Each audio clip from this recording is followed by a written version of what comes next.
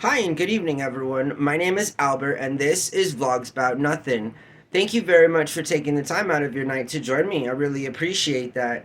And so, there aren't many instances in life I really feel like this when, old people have an opportunity to capitalize on tech in a way that improves their life from ground up, in that it benefits the most marginalized sizable portion of a demographic, in this case senior citizens and food stamps. Okay, and the ability of which is now allowed in some places to utilize SNAP benefits to purchase food products on big major party apps like Doordash. So I don't think people are talking about this enough. I know that this is an impromptu speech. I've never claimed, nor, have I ever, unless it is what it is, which would then be like an extemp piece, where I, cite information and then am able to put that in the link in the description and you guys can, go from there. But when you do improvised speaking, it's really important to know that you got to really listen to the speaker as it concerns, just extemporaneously like talking in an improvisational way. I guess that's what it would be, but like regardless, I'm just saying that I encourage you obviously to do your own research, and there are unbiased mathematical figures available, and I will include a link in the description, but it will obviously be right before I post the video. And so, again, mere speculation, only my opinion. And I think that it's important to tell old people that they can use DoorDash and pay for their groceries with EBT. So, and I say this because not a lot of senior citizens might be able to get out of their home or their apartment, and maybe they already try and go out of their way to get some kind of food delivery service. So maybe they could seek to add another, or maybe even replace if deemed appropriate, as it concerns personal budgets and stuff. But young people should be telling grandmas and grandpas that they can download DoorDash. They can download DoorDash. They can definitely download apps like DoorDash. I know like DoorDash because that's specifically the one that I'm familiar with as it concerns policy that allows people to use EBT to buy food through the app. Now, again, there should, the argument will then be like, well, people can use food stamps or EBT to buy, like McDonald's or something, which obviously I'm an advocate of. I think the government subsidizes, in a very socialist kind of a way, the very most marginalized groups of people in this country, and that is not a bad thing. That is what it is, and that is a good part of what otherwise is a really, really messed up system that really doesn't allow for those exploitated people to get out of that situation, kind of like a crab in a bucket effect or something to that degree. But regardless, I think it's important that if the government, and when the government, by the people, for the people, is willing to adopt policy that allows for finance to go, or allocation of funding from governmental programs to go towards private companies, which they already do, to make people like healthy or live or survive. I know that, for example, in Arizona, people are allowed to use EBT at some restaurants to purchase hot food.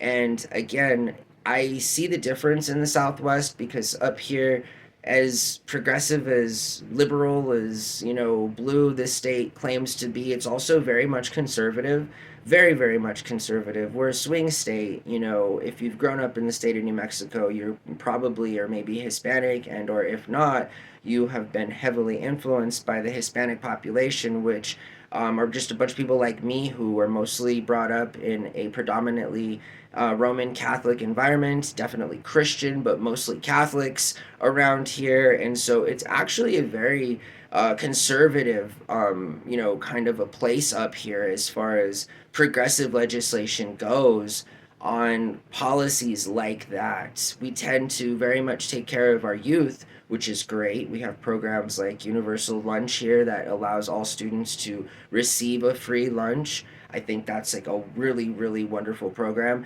And I mean, the state of New Mexico does do its part in other kinds of social areas, but they fail as it concerns allowing individuals to use their EBT benefits to buy hot food. So while that may be a punchline for a joke for, Alpha and Gen Z and spoiled millennials, that we're always sold the fact that you got to get up yourself out of the situation and you don't want to like pay for taxes with other people are just sucking off of the system or whatever, which definitely is not ever the case. But that argument is definitely always brought up when it concerns socializing or admitting that some of these programs are definitely social and that that's a good thing and that we should definitely perhaps even give more money to these programs and or at the very least make it nationally accepted policy that allows for them to be used to buy hot and cold food. It's really, really important. But what's really cool about the modern era is that regardless of where you live, you can use EBT if your place that you live allows it, and the app obviously to get groceries. Now, there are a couple of downfalls to this. Obviously, the groceries are going to be a little bit more expensive on the app. That's what it is. They're still going to have to pay for sales tax and any other items that aren't approved to be purchased through the EBT program on the third party delivery Doordash app. And so there's also that to keep in mind, right? And I think it's still a really good deal to be able to allow senior citizens to access a really cool and streamlined app that has a built-in infrastructure of drivers to go out, essentially subsidized by the federal government. That's the entire action because the government is supplying the money to pay the private company, and in fact, they're paying higher. I don't understand how free market capitalists are always about gouging the government.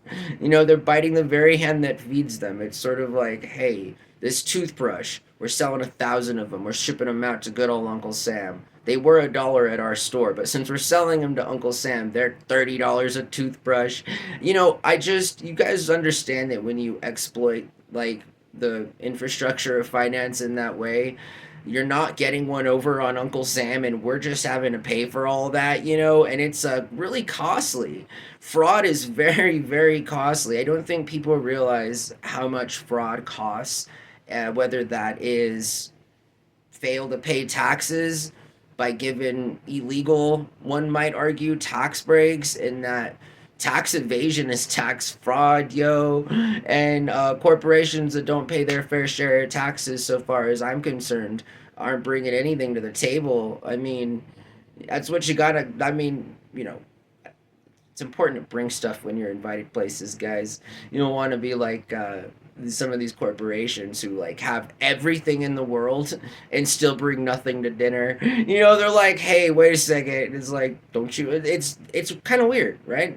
Kind of weird. So I think again the conversation should be geared with older people in the home or that and just there is now an incentive to download DoorDash the app from a 70-year-old person, whereas they may not have had the financial means obviously to get like hot food or Popeyes, but it's really cool to be connected to an app like that in the event that there is ever a little influx of money put into an account so that they do and they can enjoy the benefits of getting KFC delivered or Wendy's delivered or any other of these fast food restaurants that don't typically or have never offered any kind of delivery service. It's important to include people, and as a social capitalist, I'm looking for participants, obviously informed and willing participants to participate in a free market that allows for the best to win, regardless of resources, regardless of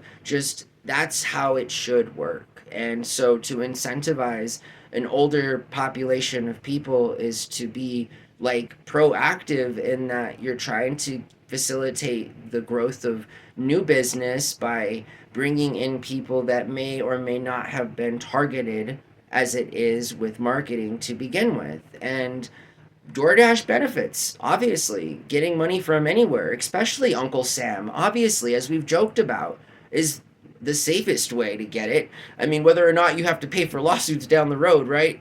You big corporations out there. I mean, I guess it's all good because by that time it's been put into an account, it's yield interest.